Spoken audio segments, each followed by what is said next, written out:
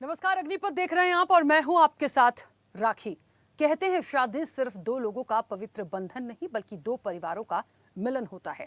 माता पिता, भाई बहन और अपने सगे संबंधियों के बाद एक लड़की शादी के बाद एक ऐसे घर में पहुंचती है जहां उसके अन्य कई रिश्ते नाते भी बनते हैं। शादी के बाद पति पत्नी के रिश्ते की बुनियाद होती है भरोसे और विश्वास की। लेकिन आज के बदलते परिवेश में कई तरह की ऐसी घटनाएं सामने आ रही हैं जो रिश्तों और संबंधों को लेकर भरोसा खो रही हैं। अब हालिया जो घटनाएं सामने आई उन्होंने विश्वास और अपराध की पराकाष्ठा को भी पार कर दिया।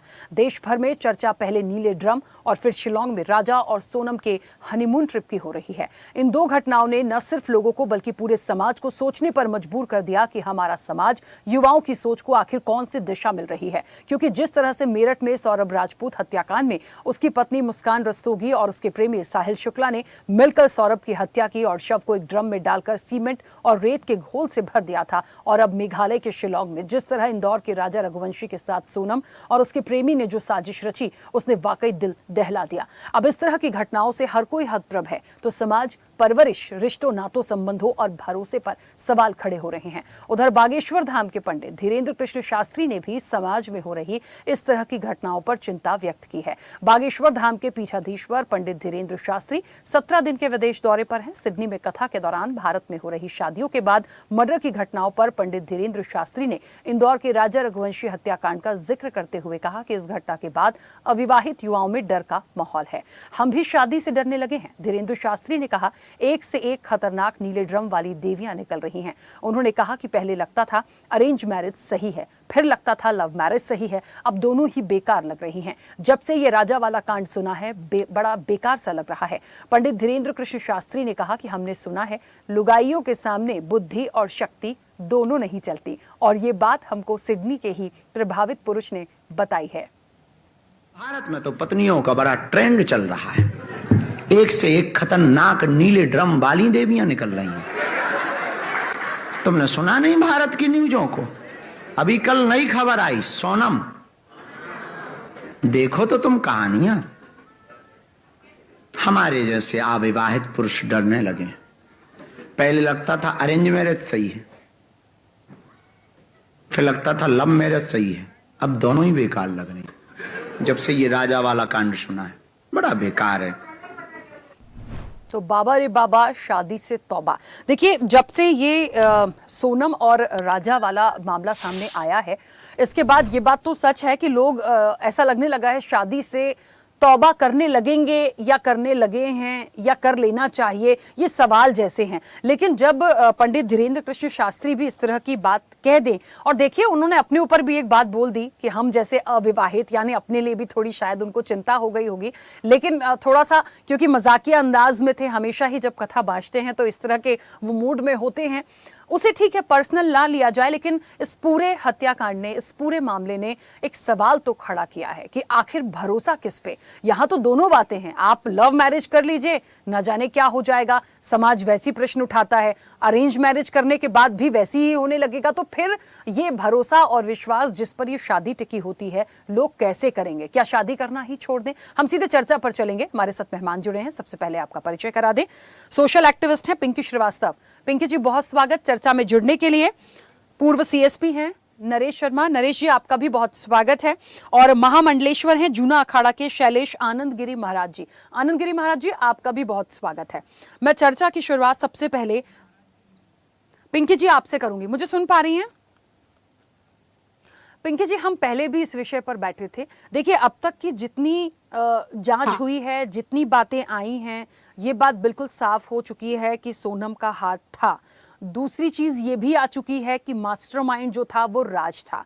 देखिए, मास्टरमाइंड था, ब्लैकमेल कर रहा था, या कोई प्रेशर था जो इस तरह की चीजें हुई, ये भी प्रश्न एक आता है इसमें कहीं ना कहीं से। लेकिन हाँ, हम बिल्कुल डिनाई नहीं कर सकते हैं कि सोनम को मजबूर किया गया होगा, क्योंकि अब तक जो चीजें आई हैं उसमें ये लगता है सोनम थी। तो ये भी एक सवाल तो देखिए बना हुआ है, जब तक पूरी तरीके से डिक्लेरेशन ना आ जाए कि असल में कौन, क्या, कैसे और सजा का ऐलान ना हो जाए, तब तक हम कुछ कह नहीं सकते। लेकिन दूसरी तरफ ये जो बात आ रही है, जो शादी से तौबा वाली बात, ये मैम, मैं काफी दिनों से जब से ये घटना हुई है सच में आसपास के लोगों को देख लीजिए, किसी से भी बात करके देख लीजिए, भले ठीक है कुछ लोग इसको मजाकिया अंदाज में लेते हैं, नहीं हम शादी नहीं करेंगे, लेकिन ये बहुत बड़ा संदेश देकर गया है ये पूरा घटनाक्रम। तो वाकई में लोग चिंतित हो गए हैं कि आने वाले समय में करें क्या इसको लेकर। क्या मानती हैं, क्या आपका एक मैसेज हो सकता है? जी, बिल्कुल ठीक बात कही राखी जी आपने। सबसे पहले तो मैं सभी अतिथियों का और राखी जी आपका भी धन्यवाद देना चाहती हूँ कि हम इस परिचर्चा पर बैठे, क्योंकि ये बहुत बड़ा मुद्दा है और जिस तरह की चीज़ें आज आ रही हैं समाज में और जिस तरह से ये घटनाक्रम हो रहे हैं, तो ये जो स्तब्धता है कि शादी करें या ना करें। अच्छा, और प्रॉब्लम क्या है कि घरों में बेटे सभी के यहाँ पर हैं, बेटियाँ भी सबके यहाँ पर हैं और बेटे भी सभी के घर में हैं। तो ये बड़ा एक टेंशन वाली बात हो गई, बड़ा चिंताजनक सवाल हो गया ये कि हम अपने बच्चों की शादियाँ करें या ना करें, और करें तो फिर कैसे करें? अगर हम उनको लव मैरिज करने के लिए बोलते हैं तो उस केस में तकलीफ ये है कि जो लव मैरिज वाली लड़कियाँ होती हैं, वो परिवार के साथ रहना नहीं चाहती हैं। उस केस में हमें लड़के को या बच्चे को उसके साथ अकेला छोड़ना पड़ेगा, और लव मैरिज का भी कोई भरोसा नहीं है। 4-6 महीने, 2-3 साल साथ में रहने के बाद अगर उसको कोई और पसंद आ गया तो पता चला कि वो आपको नीले ड्रम में बच्चा पड़ा हुआ मिलेगा। दूसरा, अगर आप अरेंज मैरिज करते हैं तो एक बड़ी विडंबना की स्थिति बनी हुई है। लड़की सबके सामने हंसते हुए खुशी-खुशी शादी कर रही है, साथ में सारे फंक्शंस में डांस कर रही है, सेलिब्रेट कर रही है। कहीं से कहीं तक ऐसा नहीं लग रहा कि उसको किसी बात का मलाल है, और उसके बाद खुशी-खुशी लड़के को लेके जा रही है, घूम रहे हैं, फिर रहे हैं, और अचानक 15 दिन बाद, पूरा 1 महीना तो हम लोग वेट कर रहे थे कि इसका होगा क्या? ये कहानी कहाँ जाएगी? उसके बाद पता चलता है, जबकि हम लोगों को बिल्कुल शक नहीं था कि सोनम भी ऐसा कर सकती है। उसके बाद पता चलता है कि एक इतनी भोली-भाली, घरेलू-सी, सादी-सी दिखने वाली लड़की ने इतना बड़ा कांड कर दिया। तो इंदौर वासियों के लिए तो ये एक बहुत ही गहरा सदमा है, क्योंकि हमारा इंदौर जो है वो मेट्रोज़ की कैटेगरी में नहीं आता। इंदौर एक छोटा शहर है। तो हमारे यहाँ जो बच्चियों की परवरिश होती है, आज भी जिस तरह के परिवेश से सोनम निकल के आ रही है, उन घरों में लड़कियों को बिल्कुल घरेलू तरीके से बड़ा किया जाता है, खाना बनाना सिखाया जाता है, ढंग से रहना सिखाया जाता है, ससुराल में कैसे निभना है ये सिखाया जाता है, और उसके बाद इस बैकग्राउंड से आने वाली लड़की इतना खतरनाक कांड करके आई है, तो ये बड़ा आज सच में भी बड़ा चिंता का विषय है। और मैं धीरेन्द्र शास्त्री जी की भी इसमें तारीफ करना चाहूंगी कि ये मुद्दे जो हैं वो परिवारों से डिस्कस होने चाहिए। आज लड़कियों के माता-पिता को पता होना चाहिए कि एक लिमिट तक ठीक है, आप बच्चों को छूट दो, आप उनको पढ़ाओ, लिखाओ, उनको मोबाइल दो, उनको नेटवर्क आप रिचार्ज करा के दो, उनको काम धंधे से भी आप अपने साथ में शामिल करो। लेकिन कहीं न कहीं लड़का हो या लड़की हो, एक शिकंजा या एक पेरेंट्स की जो निगरानी है, वो होनी ही चाहिए। आखिर मोबाइल में चल क्या रहा है? हमारा बच्चा सारा-सारा दिन अगर मोबाइल में लगा हुआ है, तो वो कर क्या रहा है? ये तो मतलब होना ही चाहिए। सीरियसली राखी जी, मैं खुद, मेरे 2 बेटे हैं बड़े-बड़े, मतलब 20, 21, 22 साल के मेरे बच्चे हैं। तो अगर वो सारा दिन मोबाइल में लगे हुए हैं, तो उन्हें मुझे बताना पड़ेगा कि आखिर वो कर क्या रहे हैं। रील देख रहे हैं, ठीक है, गेम खेल रहे हो, ठीक है। जो कर रहे हो वो मुझे बताओ आप। अगर आप मोबाइल में लिप्त हो, तो आपको मुझे बताना पड़ेगा कि आखिर आप बात किससे कर रहे हो, आपका चल क्या रहा है।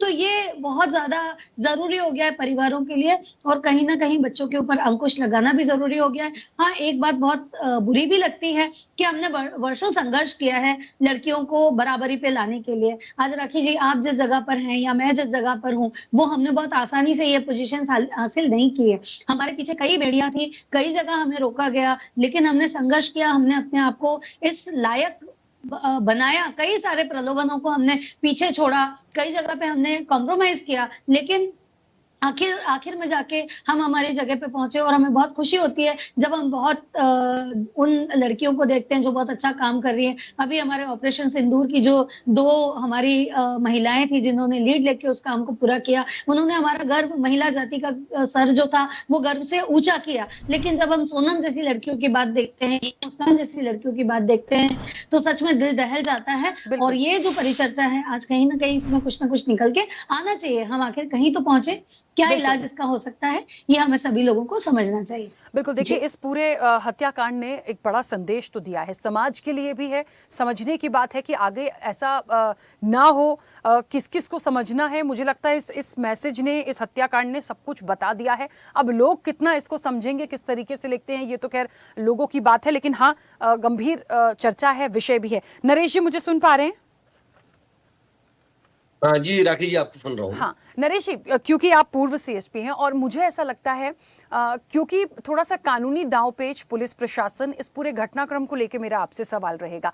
सबसे बड़ी बात तो ये होती है, सामाजिक रूप से भी मैं आपसे बात कर सकती हूँ, मैंने पिछली चर्चा में भी आपसे पूछी थी ये चीज कि यदि कोई बच्ची अपने माता पिता को ना नहीं कर पा रही है, माता पिता नहीं समझने की कोशिश कर रहे हैं, तो इस तरह का कोई घटनाक्रम हो जाए उससे अच्छा है कानून का सहारा ले ले। इस एंगल से नहीं कि मैं अपने माता पिता की थाने में जाके शिकायत कर रही हूं कि मेरे माता पिता मुझे मजबूर करते हैं, आप कार्रवाई करिए, नहीं। हो सकता है समझाइश देने से, सुलह करने से, मामले को समझाने से शायद कोई एक हल निकल जाता या निकल सकता है आने वाले समय में। अमूमन सर आजकल आप देख रहे हैं इस तरह में क्या होता है, कोई भी थाने चला जाए या कोई लड़की माता पिता की कंप्लेन लेके जाए तो भी एक बात आती है कि देखिए अपने माता पिता की कंप्लेन कर रही है, लेकिन उसकी मेंटल स्थिति को भी तो समझिए, क्यों जा रही है। इसलिए नहीं कि उसका कहीं अफेयर चल रहा है, अब समझने की कोशिश करनी पड़ेगी, हमें इस एंगल पे जाके इस चीज को पॉजिटिव लेना होगा। क्या ये एक अच्छा सुझाव हो सकता है? पहला सवाल मेरा आपसे। दूसरा सर, ये अब तक जितनी जांच पड़ताल इस मामले में हुई है, कहा जा रहा है मास्टरमाइंड राज है, सोनम इसमें शामिल थी, बाकी लोगों को सुपारी दी गई थी। कुल मिला के एक भूमिका आती है कि क्या कहीं ऐसा तो नहीं कि सोनम पर कोई दबाव था या ब्लैकमेल किया गया होगा या कुछ और था, क्योंकि अभी पूरी तरह से स्पष्ट नहीं कर रहे हैं। कभी तक तो, कल परसों तक तो ये भी हो रहा था कि दोनों एक दूसरे पर बोल रहे हैं ये मास्टरमाइंड है, वो मास्टरमाइंड है।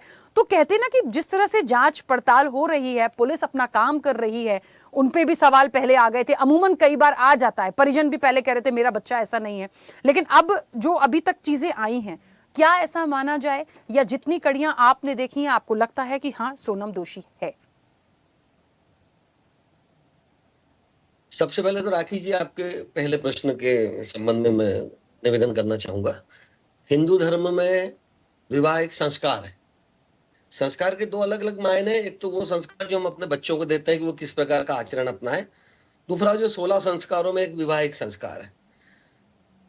मैं बागेश्वर धाम के पीठाधीश्वर महाराज धीरेन्द्र शास्त्री जी को नमन करते हुए कहना चाहूंगा कि उनकी चिंता युक्त है। वो बिल्कुल सही कह रहे हैं कि आज का युवा बड़ा असमंजस में है कि वो किस प्रकार से अपने विवाह संबंध स्थापित करे, लव मैरिज करे या अरेंज मैरिज करे। वो बड़े, क्या ये कहा जा सकता, असमंजस में।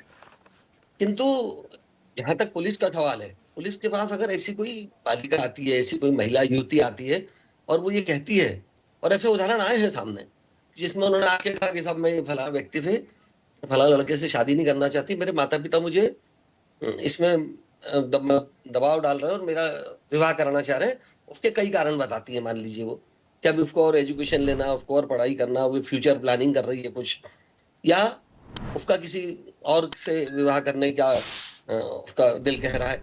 इस प्रकार की बातें आती है तो हमारे फैमिली काउंसलिंग, पुलिस में फैमिली काउंसलिंग होती है।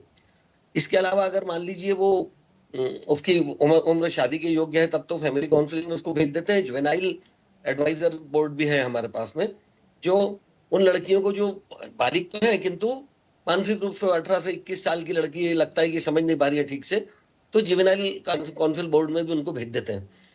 और मैं आपसे ये कहना चाह रहा हूँ कि ऐसे एग्जाम्पल, ये जो सोनम वाला उदाहरण या मुस्कान रस्तोगी का है, या एक और जगह कहीं गोली मार के अपने पति की हत्या कर देने वाला मामला, ये सब केसेस एक्सेप्शनल हैं। हमारे हिंदुओं के या हिंदुस्तान के में रहने वाले सभी धर्मों के लोगों के संस्कार कदापि ऐसे नहीं है कि वो इस प्रकार की घटना करें। उनको अपने माता पिता की चिंता होती है। पुलिस में अगर जाते हैं तो पुलिस इस प्रकार के लोगों की मदद भी करती है और उनको प्रॉपर काउंसलिंग भी करती है। दूसरी बात मैं कहना चाहूंगा कि जो स्कूल की शिक्षा पर हमें, अगर हम इस परिचर्चा में बैठे हैं कि समाज में क्या होना चाहिए, स्कूल शिक्षा में थोड़ा सा हमको शिक्षकों को लिबर्टी देना पड़ेगी। मैं ये नहीं कह रहा हूँ कि शिक्षक अपने स्टूडेंट्स के साथ में मारपीट करें या उनको प्रताड़ित करें, लेकिन आपने और हम जिस युग से पढ़ के आए हैं, हमने स्कूल में घुटने भी टेके हैं, हाथ ऊपर करके भी खड़े हुए हैं, धूप में भी खड़े हुए हैं, बेंच पे भी खड़े हो गए हैं, शिक्षक ने हमारे कान भी खींचे, हमारे हाथों पे रूल भी मारे।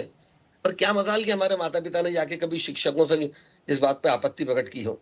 मैं कदापि फिर दोबारा रिपीट कर रहा हूँ, मैं नहीं चाहता, मैं नहीं कह रहा हूँ ये, ना मैं इसका समर्थक हूँ कि शिक्षक लोग विद्यार्थियों से स्कूल में मारपीट करें या उन्हें प्रताड़ित करें, कदापि नहीं करना चाहिए उनको। लेकिन उनको इतनी छूट तो देना चाहिए शिक्षकों को कि वो अपने बच्चों को, अपने जो विद्यार्थी हैं उनको यथोचित शिक्षा देने में कोई शक्ति भी बरतते हैं तो वो उसको उसको ओवरलुक करना चाहिए माता पिता को। मारपीट के अलावा मारपीट ना करें, वो उनको बकायदा काउंसलिंग करें कि किस प्रकार से उनको उनको शिक्षित करना चाहिए कि वो अपने संस्कारों का पालन करें और इस प्रकार की गतिविधियों से दूर रहे। हम्म। अब मेरी आवाज आ रही है आप तक हाँ हाँ राखी बिल्कुल, जी? मैं सुन पा रही हूँ सर, सुन पा रही हूँ। सर आ रही है सर, आ रही है। क्योंकि मेरे स्क्रीन पे कुछ गड़बड़ सा दिख रहा था मुझे। दूसरी बात है कि मास्टरमाइंड वाली बात, मास्टरमाइंड जैसा कोई भी शब्द कानून में नहीं है। अगर मास्टरमाइंड वो राज भी है तो भी कोई उससे फर्क नहीं पड़ता, मास्टरमाइंड सोनम भी है तो कोई फर्क नहीं पड़ता, और बाकी के 3 लोगों में भी कोई मास्टरमाइंड है तो कोई फर्क नहीं पड़ता।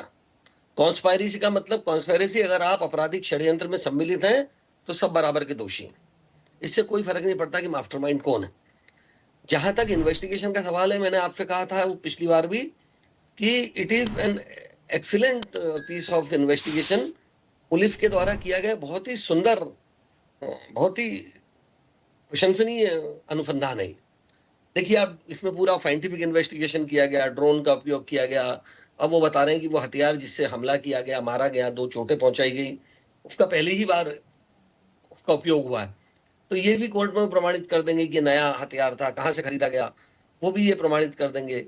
उसके अलावा ओरल एविडेंस भी है, लास्ट सीन थ्योरी भी है, सीसीटीएनएफ या सॉरी शॉर्ट सर्किट कैमरा से भी उनको वो उसको भी प्रूव कर लेंगे वो। उसके बाद में टीडीआर उन्होंने कलेक्ट किए, फोन के टावर डम कलेक्ट किए। ये सब इस प्रकार के साक्ष्य है पुलिस के पास कि वो इस केस को रेयरेस्ट ऑफ रेयर प्रमाणित करेंगे, और डेफिनेटली इसमें डेथ सेंटेंस होने की, कैपिटल सेंटेंस होने की युक्त संभावना है। और लेकिन उनको इसको सबको संदेह के परे प्रमाणित करना पड़ेगा, बियॉन्ड द डाउट उसको प्रूव करना पड़ेगा, और वो कर लेंगे इसको प्रूव। रहा सवाल कि अब हम 2 बार इसकी परिचर्चा कर रहे हैं या पूरे समाज में इसकी परिचर्चा हो रही, तो ये जो विसंगति आ गई है समाज में, ये कहा जाए कि दुर्भावनाएं उत्पन्न हो गई है, तो ये दुर्भावना हम ये ही नहीं कह सकते कि केवल ये लड़कियों में इस प्रकार की दुर्भावना है। हमने देखा कि वो काट के फ्रिज में लड़की के टुकड़े भी रख दे रहे, लिव इन रिलेशनशिप में रह रहे हैं। हाँ। ये सब परंपरा इन रिलेशनशिप का क्या औचित्य? मैंने एक क्वेरी यहाँ पे, सॉरी डिस्टर्ब करना चाह रही हूँ मैं सर। चिंता का विषय ये है कि लड़कियों में ऐसा पहले नहीं था। प्रॉब्लम कहाँ है, हम क्यों इतना विचलित हो रहे हैं कि लड़कियां पहले ऐसा करते हुए नहीं पाई गई हैं। ये कुछ नई चीजें इन लोगों की आती चली जा रही है। चेहरे से इतनी भोली भाली दिखती हैं। सर, मैं यूनिवर्सिटी में पिछले 20 सालों से पढ़ाती आई हूँ, और जरा सी नन्ही मुन्नी बालिकाएं मेरे सामने पड़ी हैं, बच्चियां इतनी भोली भाली। हमें तो सब बच्चियां प्यारी लगती हैं, अच्छी लगती हैं, पर ये अचानक से इस तरह के गुण कैसे आने लगे सर बच्चियों में? इसके पीछे का कारण हमको कहीं खोजना है बस। नरेश जी, थोड़ा जल्दी से रिप्लाई कीजिएगा। जी, मैं यही कह रहा हूँ ना कि एक्सेप्शंस आर देयर, बहुत सारे एक्सेप्शंस हैं। काबुल में भी गधे मिलते हैं, बहुत सारे एक्सेप्शंस हैं। अधिकांश लड़कियां, आप बताइए ना, इन दोनों उदाहरणों के अलावा आप अपने आसपास देखिए, इंदौर में मेरे ख्याल से सिंगल एग्जाम्पल होगा, एक 20 लाख 25 लाख की पॉपुलेशन में सिंगल एग्जाम्पल। जी। तो ये विकृत मानसिकता का प्रमाण है। ये अब ये कहना है कि वो मांगलिक थी और ये था, ये सब बेकार की बात है। ये आपराधिक मानसिकता है। हाँ, आपराधिक मानसिकता का ये प्रमाण है। बड़ा घृणित कृत्य किया है इन्होंने, और ये अपने अंजाम तक पहुंचेंगे, इसमें कोई शक की बात नहीं है। डेफिनेटली इनको सबको सजा होगी। बिल्कुल। हमारे साथ हिंदू धर्मगुरु हैं बाबा महादेव जी भी जुड़ गए हैं, और शैलेश आनंदगिरी महाराज जी महामंडलेश्वर हैं जूना अखाड़ा के, वो भी जुड़ गए हैं। आप दोनों का एक बार फिर से स्वागत हमारे साथ इस चर्चा में जुड़ने के लिए। शैलेश जी, मुझे सुन पा रहे हैं? जी बिल्कुल। शैलेश जी, बड़ा मतलब कहते हैं ना कि ये राजा सोनम का जो मामला आया, नीला ड्रम आया, आज हम इस बड़े सामाजिक रूप से भी इस घटना को समझें। क्या संदेश जो गया है कितना गंभीर है, और सबसे बड़ी बात कि शादी से तौबा की बात हो रही है। जिस तरीके से जो बागेश्वर धाम से पंडित धीरेन्द्र कृष्ण शास्त्री हैं, उन्होंने भी कह दिया कि हमारे जैसे अविवाहित लोगों को चिंता हो रही है। किस तरह से आप इस पूरे विषय को लेते हैं? देखिए, एक स्पष्ट सी बात है कि देश काल परिस्थिति के चलते हुए प्रत्येक युग के अंदर आपने देखा होगा कि विसंगतियां आती हैं, जो संस्कारगत विसंगतियां हैं। कोई सा भी युग रहा हो, उसके अंदर इस प्रकार की घटनाएं रही हैं। जैनी के अंदर राजा भर्तरी की जहाँ कथा है, जब उनकी पत्नी ने उन्हें धोखा दिया, तत्पश्चात उन्होंने जाकर के संन्यास लिया और वो नाथ संप्रदाय को स्वीकार करते हैं। तो उस युग के अंदर भी कहीं न कहीं परस्पर संबंधों के मध्य में ये कलुषित अस्तित्व आए थे, इस प्रकार का प्रदूषण आया था। रही बात हमारे ग्रंथों के अंदर, तो आप देखेंगे श्रीमद् भागवत गीता के अंदर तो कलयुग के लक्षण जो है दिए हैं कि कलयुग के अंदर क्या क्या होगा, वो प्रभु श्री कृष्ण ने समझाए हैं। उसके अंदर स्पष्ट था कि किस प्रकार से नारी अपने उत्थान के चलते हुए अपने उग्र स्वरूप को, या जिसे कह सकते हैं कुटिल स्वरूप को भी प्रदर्शित करेंगी। तो ये एक मान करके चलते हैं कि सामाजिक अनुसंधान का विषय है। और इसके अंदर एक बड़ा विचित्र सा लगता है कि देखिए बगावत होती है, रिश्तों में बगावत होती है, वो निरंतर होती है, किंतु उसके स्वरूप जो थे वो मर्यादित हुआ करते थे। अब ये मर्यादा जो भंग हुई है, वो मर्यादा भंग होने के पीछे की जो कथाएं हैं वो बेहद विभत्स है। और वो विभत्सता हमने राजा और सोनम वाले रिश्ते में देखी, नीले ड्रम वाले मामले में देखी, या अनेक अनेक फ्रिज के अंदर जैसे अभी शर्मा जी ने बताया कि टुकड़े करके डालने वाले मामले में देखी। ये अपने आप में हमारे जो इवोल्यूशन ऑफ ह्यूमन माइंड है उसके ऊपर एक सवाल उठाता है। तो मुझे तो ऐसा लगता है कि संस्कारगत ये ज्यादा विषय है। हमारे अभिभावकों के पास में वो समय नहीं है कि वो संस्कारगत अपने बच्चों को रख पाए। शिक्षकों की आजादी के ऊपर जिस प्रकार से बात करी नरेश शर्मा जी ने, मैं उससे सहमत हूँ। देखिए हमारे गुरुकुल है, आज मेरे पास में शिष्य आते हैं, उसके अंदर कई महिला ऐसे होती है जो अपने पतियों के साथ में आती है और अचानक कि हम लोगों का स्वरूप देख करके, श्री त्रिपुर लगाए, हमारी मालाएं लगी है, तो हम पूजा कर रहे हैं, उसको देख करके उनमें देवी माँ आ जाती है। तो देवी माँ भी अपने आप में एक प्रकार की सामाजिक बगावत है। वो किसी परिवेश के अंदर है, उसको स्टीरियो माइंडेड कह सकते हैं, उसके ऊपर किस प्रकार का दबाव रहा या अपने अस्तित्व का कौन सा संघर्ष कर रही है, किस प्रकार से वो अपने आप को समाज के समक्ष स्थापित करने का, परिवार के अंदर पूजित बनाने का, सम्मानित बनाने का प्रयास कर रही है। ये मनोविज्ञान का एक बहुत बेहद अनुसंधान वाला पक्ष है। तो मुझे लगता है कि इन सारी चीजों को यदि हम स्टडी करते हैं तो उस स्टडी के अंदर पाते हैं कि हमारे संस्कार बेहद आवश्यक है। उन संस्कारिक शिक्षाओं की कमी है। आधुनिक शिक्षा उसे हमारे बच्चों को, हमारे समाज को कोसों दूर ले जा रही है। बिल्कुल बच्चों के ठीक है। संस्कार नहीं, मैं तो माता पिता के संस्कार की भी बात यही मानूंगा। जी। बिल्कुल शैलेश जी। बाबा महादेव जी, मेरी आवाज पहुंच रही है? हाँ, पहुंच रही है आपकी आवाज। बाबा महादेव जी, आप क्या कहेंगे? आप क्या कहेंगे? देखिए यहाँ संस्कारों की बात भी आ गई, यहाँ शिक्षकों को लेकर भी बात आ गई, माता पिता के लिए बात आ ही गई थी, लेकिन एक सबसे बड़ा जो एक भय और चिंता का विषय जो हो रहा है और जो चर्चाएं हो रही हैं कि क्या अब शादियों से ही तौबा की जाएगी? देखिए, एक बात ये है कि थोड़ा सा अजीब लगेगा, लेकिन प्रश्न ये है कि मैं भगवान आशुतोष के चरणों में प्रणाम करके एक बात कहता हूँ। आज मैंने अगर शरीर प्राप्त किया है तो मेरे माता पिता ने विवाह किया होगा तभी हमने शरीर प्राप्त किया है। तो विवाह ना करना है तो सृष्टि के क्रम को रोकने के जैसा हुआ।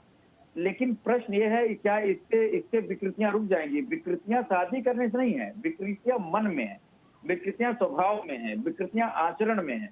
और आचरण हम जैसा देखते हैं, हम जैसा एनवायरमेंट में रहते हैं, जैसा सीखते हैं, जैसा संस्कार ग्रहण करते हैं, इन सब पर निर्भर करता है। अगर शादी नहीं करेंगे तो क्या हत्याएं नहीं होंगी? तब भी हत्याएं हो रही हैं, तब भी गलत कार्य हो रहे हैं। तो इन संस्कारों को जो बिगाड़ा है, जो समाज के सौहार्द को और समाज की व्यवस्था को बिगाड़ा है, हम बॉलीवुड में फिल्में देख रहे हैं, हम निरंतर पापाचार में लगे हुए हैं। अगर जो पहले महापुरुष थे वो सत्संग सुनाते थे, संस्कार देते थे, संस्कार बढ़ते थे, ये सारी चीजें व्यवस्थाएं दरअसल हमारे समाज की अब खत्म हो रही है। महापुरुषों को बड़े छोटे का लिहाज नहीं, इज्जत नहीं है, और जो अगर कोई अच्छी बात कहता है उसको कोई सीखने को राजी नहीं है। तो ये तमाम चीजें इसमें करती हैं। इसीलिए जो विकृति है मनुष्य के आचरण स्वभाव में है, और हमारे मनुस्मृति में इसके बारे में बहुत सुंदर एक बात कहा गया है। मनुस्मृति में कहा गया, धृति क्षमा दमो संयम शौच मिंद्रिय निग्रह धीर विद्या सत्यम अक्रोध दशकम धर्म रक्षण।